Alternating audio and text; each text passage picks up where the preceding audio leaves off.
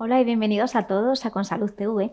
Hoy está con nosotros Julio Mayol, él es catedrático de cirugía de la Universidad Complutense de Madrid, jefe de sección de cirugía del Clínico San Carlos, secretario de la British Journal of Surgery Society, editor de la revista Surgery, donde colidera el equipo de Digital Media and Innovation, y presidente de la Sociedad Española de Investigaciones Quirúrgicas.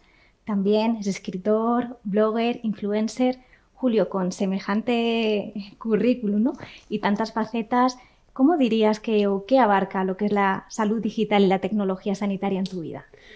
Bueno, en realidad como cirujano sin tecnología no podría haber llegado a desarrollar mi carrera asistencial y tampoco probablemente la docente ni la investigadora. La tecnología, hablar de salud digital hoy en día es hablar de salud. Digital es simplemente un medio, una herramienta, un canal por el que hacemos que el conocimiento esté disponible para su usuario final. Bien sea un estudiante, un residente o un paciente, un ciudadano simplemente que necesita información acerca de su salud o que necesita gestionar información para tomar decisiones clave desde el punto de vista de asistencia sanitaria. Y la inteligencia artificial, que ahora parece estar tan de moda, sobre todo con la llegada del ChatGPT, que ha generado tantísima polémica. Quería también saber un poco tu opinión acerca de esto, ¿no? Porque realmente es el humano el que tiene un poco de miedo a esta inteligencia artificial, ¿o deberíamos tenerlo? El término inteligencia artificial es una cosa muy compleja, muy grande, pero que es profundamente humano. Y si nos remontamos a sus orígenes, en realidad surge a partir de los trabajos de Alan Turing, que decidió cuando era muy pequeño, muy joven, con la muerte de su amigo Christopher Morcom, crear una máquina que pudiese reproducir la manera de pensar de su amigo Christopher, y así se lo prometió a su madre. En realidad representa un sueño largamente acariciado por nuestra especie, que es ser capaces de crear algo, alguien, igual que Frankenstein, alguien que represente lo mismo que nosotros, que haga lo mismo que nosotros, pero que tenga mayores capacidades que nosotros. A veces sobrevaloramos esas capacidades. Hoy en día la inteligencia artificial en el sector de sanidad va desde el aprendizaje de máquina o machine learning, al aprendizaje profundo, deep learning, la visión artificial o computer vision, el procesamiento del lenguaje natural, donde se enmarca estos grandes modelos de lenguaje como ChatGPT o GPT-4, y la robótica. Todo esto genera muchos caminos o potenciales caminos por los que podemos discurrir. Miedos, siempre nuestra especie básicamente utiliza tres grandes herramientas para poder avanzar. Una es el miedo, el segundo es la envidia, el tercero la fantasía. Y meternos miedo es algo profundamente humano, pero lo hacemos a través de una fantasía, porque realmente estamos viendo las capacidades que desarrollaremos los humanos para hacer el mal con la inteligencia artificial. La inteligencia artificial no tiene conciencia ni consciencia, no tiene capacidad para decidir si hacer bien o mal. No es la inteligencia artificial la mala. Si hay malos, seremos los humanos. Si hay buenos, seremos los humanos. Que utilizaremos una herramienta, un cuchillo se puede utilizar para untar mantequilla o para matar a alguien. Seremos los humanos los que tendremos que dar sentido a la utilización de esta tecnología. Y con respecto a dar sentido, ¿no?, a la inteligencia artificial, en estos momentos, ¿qué aplicaciones está teniendo en ámbitos, por ejemplo, como en la práctica quirúrgica, que es la que más te compete? Pues la inteligencia artificial, hay una gran variedad, pero ya estaba en nuestro sector desde antes de llegar los modelos de lenguaje natural, de procesamiento de lenguaje natural, en el reconocimiento de imágenes, en el apoyo al diagnóstico, todo el apoyo en la toma de decisiones ante imágenes, que pueden ser radiológicas, donde se ha utilizado y se utiliza. Se utiliza también, hay más de 9 algoritmos aprobados por la FDA para poder hacer seguimiento de la retinopatía, y lo hacen mejor que los humanos, porque no tienen esos sesgos. Y evidentemente ahora lo que tenemos es un modelo de lenguaje muy potente que nos permitiría no ir a mejorar la efectividad. Para mí no es tan importante utilizar esta herramienta para mejorar un poquito la efectividad y poder conseguir beneficios de 1 mes, 2 meses, 3 meses de supervivencia. Imagina lo que sería utilizar estos modelos para aumentar la seguridad del paciente, para quitar todos los trabajos administrativos de poco valor que tienen que hacer las personas. Liberaríamos tal cantidad de recursos para mejorar la equidad de acceso.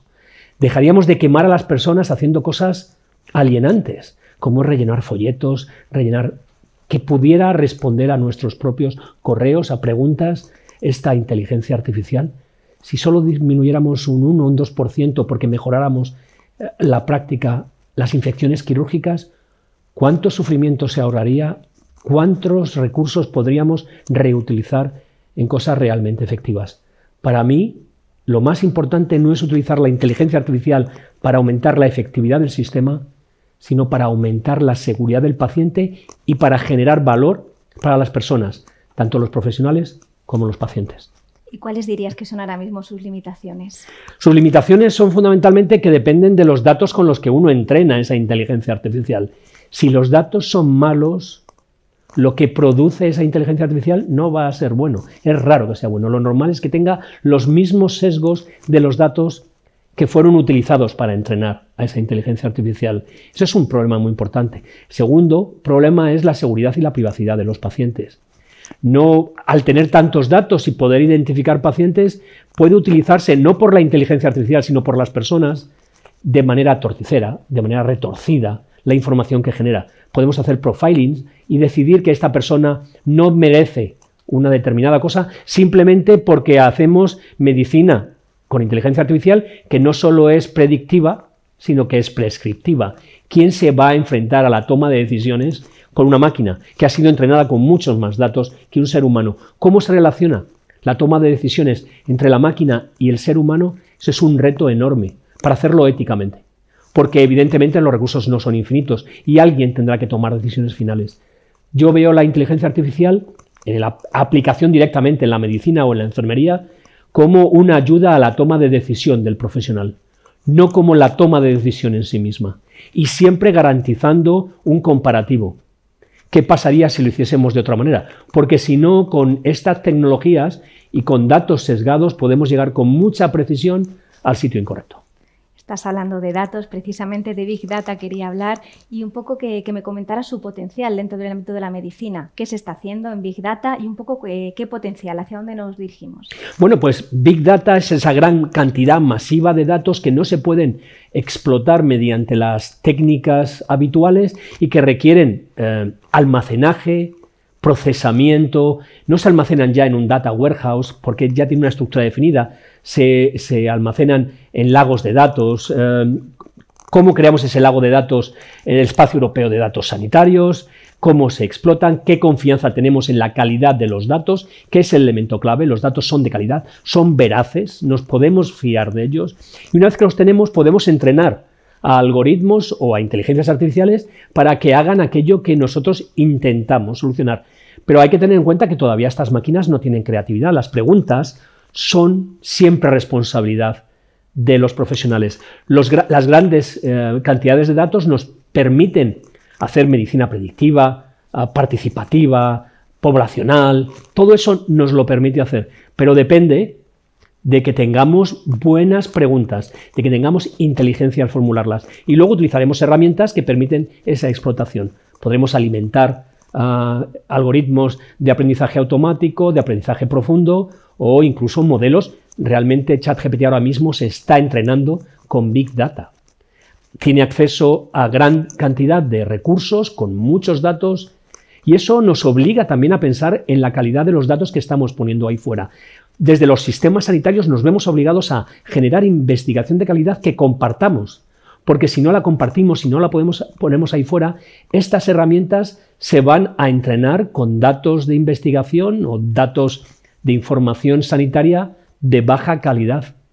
Y entonces hay un dicho en inglés relacionado al Big Data que es rubbish in, rubbish out, que podríamos traducir como la mierda entra, la mierda sale. Si los datos son malos, la información que obtendremos, el output, el resultado, será malo. Y siguiendo con el tema de datos, en este caso de la receta electrónica, el historial de receta electrónica y todo este tipo de herramientas en las que lleva trabajando el Sistema Nacional de Salud muchísimos años, mi pregunta es, ¿llegará una sanidad sin papeles? ¿El objetivo es la sanidad? Es una buena pregunta, pero ¿el objetivo es la sanidad sin papel? No. Si formulamos esa pregunta, que fue el sesgo que se introdujo hace años cuando se dijo queremos un hospital sin papel, al final lo que tenemos es médicos mirando a pantallas, en vez de médicos mirando a personas. Lo que necesitamos son cualquier canal disponible para que las personas tengan más tiempo para dedicarse a las personas. Hoy mientras venía ponía un tuit de que si liberáramos la cantidad de tiempo que pasa un médico mirando la pantalla en la consulta y la cantidad de clics que tiene que hacer para ir pasando de pantalla a pantalla, si liberáramos todo ese tiempo, no perderíamos tanto en hacer cosas administrativas de escasísimo valor. El objetivo no es una sanidad sin papel. El objetivo es una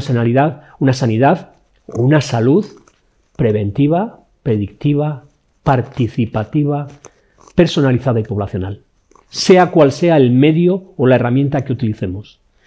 Pensemos más en el resultado y menos en la herramienta. ¿Y crees que los médicos están implicados, están comprometidos con todo esto de lo que estamos hablando? Con respecto a innovaciones y... Los médicos y las enfermeras y todo el personal sanitario están muy motivados y están esperando soluciones. Evidentemente, desde muy abajo es imposible tener una estrategia. La estrategia la definen arriba. Mi gran crítica es que no tenemos bien definida la estrategia arriba, con lo cual los de abajo corremos como pollos sin cabeza. No hay nada que desee más un médico, una enfermera o cualquier otro profesional sanitario que tener a su disposición herramientas que le permitan atender mejor a los pacientes sin quemarles. En Estados Unidos la mayor causa de burnt out es la historia clínica electrónica. Y eso puede pasar aquí, aunque por razones diferentes. Lo importante y lo hemos visto en la implantación del sistema de historia clínica en el Hospital Clínico San Carlos, la motivación, la implicación absoluta, el compromiso máximo. Pero les estamos dando lo que nos piden. Les estamos dando herramientas para que de verdad hagan una medicina no del futuro, sino del presente. Cada vez vemos más tiempo dedicado a cosas inútiles. No faltan médicos, falta tiempo de médico. ¿Y qué se debería hacer desde arriba? Desde arriba hay muchas herramientas, tienen que definir muy bien cuál es nuestro destino, cuáles son las prioridades. Tenemos que tener un plan. Un plan no basado en las herramientas, sino basado en los resultados. Eso que tanto se llama de sanidad basada en valor, sistemas sanitarios basados en valor. Primero tenemos que juntar a todos los actores del sistema y definir lo que es valioso. Y después buscaremos las herramientas para llegar ahí. Lo que no podemos es poner primero las herramientas, es poner primero el carro antes que los bueyes. La inteligencia es donde está el compromiso. Y lo que necesitamos es alguien con liderazgo para que nos diga dónde va a estar el sistema sanitario, no a nivel nacional solo, a nivel europeo, porque formamos parte de la Unión Europea en el año 2030-2035. Y entonces buscaremos las herramientas para llegar ahí. Si alguien no crea esa visión, si alguien no define la estrategia, si simplemente estamos pensando en medicina predictiva, en medicina personalizada, si presentamos simplemente en medios y no en el resultado, llegaremos, como dije antes, con muchísima precisión, seguro con muchísima precisión, otra vez al sitio incorrecto. ¿Y cómo dirías que está España en todo esto? Estamos igual que todos los demás, perdidos. Perdidos porque tenemos una tensión enorme entre un cambio social muy importante y una dificultad de los sistemas sanitarios para adaptarse a ese cambio. No por los profesionales o las personas que trabajan en el sistema, sino por la falta de un plan, de un liderazgo. Pasa en el Reino Unido, donde yo trabajo además con cierta frecuencia, pasa en el Reino Unido, pasa en los modelos Beveridge, incluso en los países nórdicos, incluso en Suecia, y pasa también en los modelos Bismarck, en Alemania, en Francia. Pertenezco a una sociedad que tiene un ámbito de acción europeo y todos estamos experimentando el mismo problema. No tenemos un gran mensaje, una gran estrategia de hacia dónde queremos ir en los próximos 20 años. ¿Qué ocurre? Que nuestros sistemas se agotan, porque su propio éxito a lo largo de la segunda mitad del siglo XX llevan al fracaso. Nos dicen con mucha frecuencia, es el envejecimiento de la población. Eso es una causa exógena del problema del mal funcionamiento del sistema sanitario. No hay dinero, eso es una causa exógena del mal funcionamiento del sistema sanitario. El propio sistema sanitario tiene grandes áreas de mejora que requieren que las personas arriba no estén metidos como hámster en una rueda, que ciertamente desde el punto de vista político rinde mucho más, que es prometer más. Deberíamos prometer mejor salud, mejor calidad. Nos quedamos con ese mensaje, la verdad que es muy interesante, pero siguiendo también con toda esta serie de herramientas de las que hemos hablado de inteligencia artificial, de Big Data. Otro tema que también es muy candente y está muy en la actualidad es el del metaverso. Quería que me hablaras de ese combinado de metaverso y salud, ¿de qué manera pueden darse la mano? El metaverso era una gran promesa, pero está muerto. De hecho, Meta va a tener que cambiarse el nombre, porque hizo una gran inversión que luego no ha funcionado. ¿Por qué no ha funcionado? Los requerimientos de infraestructura tecnológica son tremendos. Los costes son enormes y ni siquiera está claro cuál es el modelo de negocio que haría poder utilizar el metaverso en nuestro área, en la sanitaria, para lo más importante es para la información y la educación. No está claro cómo hacerlo. Como fantasía nos viene muy bien y es un sueño, pero fantasía era la nanotecnología cuando Isaac Asimov diseñó un mundo alucinante y esa es un viaje alucinante y esa era la película y sigue siendo todavía un sueño. Los costes son enormes, ahora mismo no está claro cómo se aplican modelos de negocio para poder hacer eso sostenible y además no queda claro que estas enormes gafas sean soportables más de un tiempo corto. Incluso el lanzamiento reciente por parte de Apple de sus nuevas gafas para visión aumentada, para realidad aumentada, cuestionan su viabilidad por el coste. Son $3.499 y como dirían, it is insanely expensive para ser utilizado masivamente. ¿Cómo ves el futuro de la medicina con todo esto que estamos hablando? El futuro, el éxito de la medicina sería no tener enfermedades. Eso no va a pasar. No va a pasar al menos en mi tiempo de vida. El futuro de la medicina es un futuro donde se prevenga la enfermedad en gran medida, aunque los seres humanos no somos muy buenos analizando el riesgo a largo plazo, lo hacemos bien a corto pero no a largo plazo, con lo cual nos implicamos poco en las medidas preventivas, pero que más mejora de la salud, menos sobretratamiento y sobreutilización de recursos, más humano, respetando la agencia y la experiencia de las personas, de los pacientes, de sus familiares y de los profesionales, y generando menos huella de carbono. Emitimos entre el 4 y el 5% del CO2 que se produce a nivel global. Ese CO2 forma parte de la contaminación que terminamos sufriendo porque nuestros pacientes la sufren, particularmente respiratoria, pero a muchos otros niveles. Todos los desperdicios que generamos tenemos que ser capaces de dar mejor calidad consumiendo menor energía. Para cerrar la entrevista, Julio, le he preguntado a ChatGPT que definiera en 3 palabras quién es Julio Mayol y que me dijera también cuál es su principal cualidad. Con respecto a la definición me ha dicho destacado médico innovador y con respecto a la cualidad, su capacidad de liderazgo. ¿Estás de acuerdo? Bueno, eso lo dice por lo que ha leído en Internet. Para mí siempre ha sido una motivación intentar buscar cosas nuevas soluciones. No soy muy innovador. Yo creo que soy más bien un early adopter, pero sí que tengo unas ciertas capacidades para ver fuentes diferentes de información, integrarlas en mi cabeza y producir alguna solución que va un poquito más adelante que los demás, pero realmente no soy muy innovador. Y desde luego, desde pequeño y probablemente por mi educación en la Universidad Complutense de Madrid y fuera de España, particularmente en Estados Unidos, siempre me han dejado muy claro que si quiero un cambio tengo que luchar por él.